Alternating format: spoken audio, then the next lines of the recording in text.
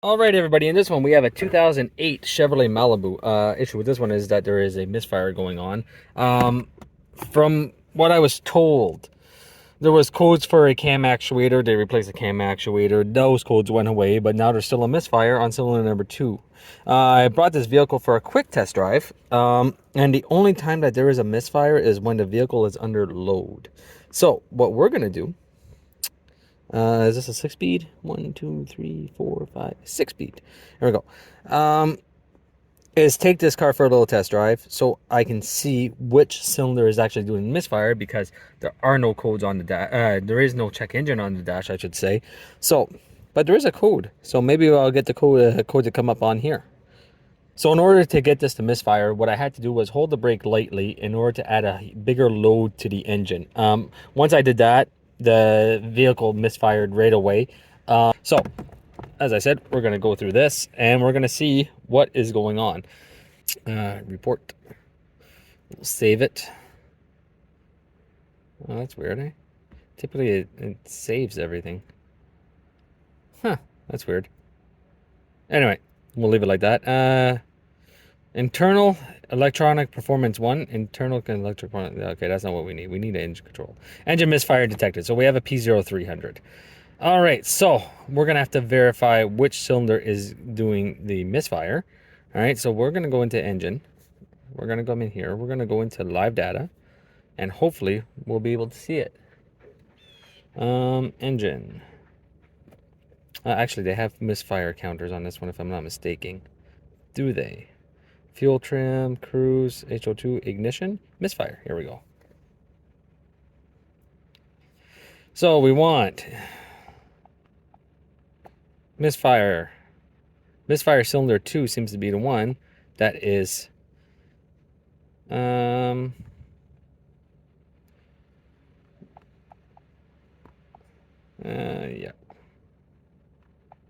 custom. Here we go. All right, so for sure, if we have cylinder 2 that keeps on misfiring constantly, you can have other cylinders that are going to be affected by that. So don't pay too much attention to a P0300 unless you have multiple cylinders that are actually misfiring. You can actually have multiple cylinder misfire depending on how severe the misfire is onto a specific cylinder. So just go with the diagnostics, try to get some live data if you can. If you don't have a misfire area, or you don't see live misfires onto the live data, you can always go into mode 6 data, which then will identify which cylinder is actually having the most misfires. All right, in this one we can see a cylinder number 2. So we're going to deal with cylinder number 2 on this one, and as I said, it's only under load. So I'm going to bring this for a quick road test, and I'll give you guys a view of that. All right, so I went ahead and I deleted everything just to give you guys a clear view. Now I have a counter of 180. So what I'm going to do is just lightly press the brake. You guys can't really see that, but I'm going to lightly press the brake, all right? And I'm going to throttle at the same time to give a load onto the engine, all right? And I got to make sure it's a pretty heavy load, all right? And when I do that, you can see that my counters are going up now. Okay, so with that, I also have a check engine that's starting to flash. So that's perfect. So now we should actually have a cylinder number 2 misfire detected. I'm gonna go and rescan, and we'll see if that is the case. So let's just pull over real quick. We'll rescan the vehicle, and we'll go from there. All right. We'll back up real quick. We'll back up again. I deleted all the DTCs also, so let's see what's in here.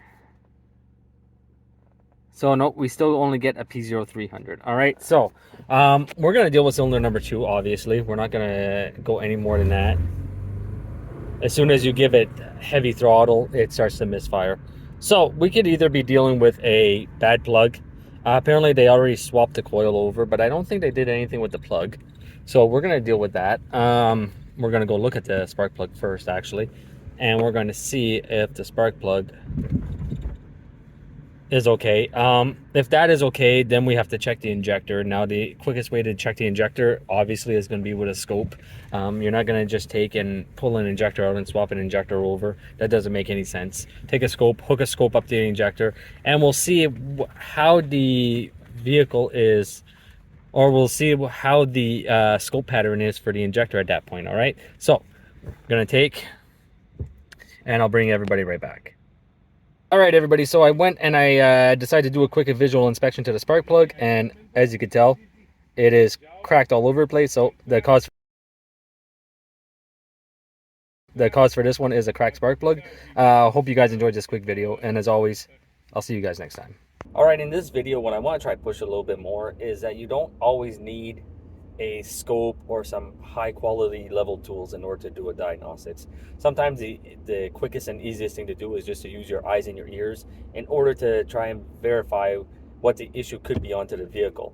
Now, I'm not trying to say that there aren't certain circumstances where you will need to have a scope with you, but for the most part, I would say if you use your eyes and your ears, and you have a little bit of knowledge and a little bit of training, you can pretty much isolate, I wouldn't say fix, but you can pretty much isolate an issue that might be onto a vehicle. All right, so in this video, if they would have went just a little bit further and just did a visual inspection onto the spark plug, they wouldn't have had to call me for something like this.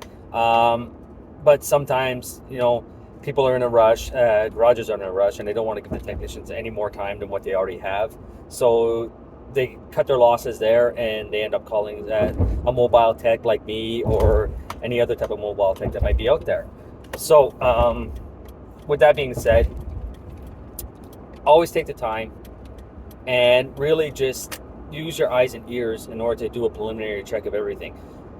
I know that on some vehicles it's not easy to get the spark plugs or ignition coils or injectors, but if it's easily accessible, I would suggest that you really take your hands and you touch onto it to make sure that everything is okay there. If it's not, go ahead and replace it, and if it looks good, do some further testing after that. All right, with that being said, hope you guys enjoyed this video, and as always, I will see you guys next time.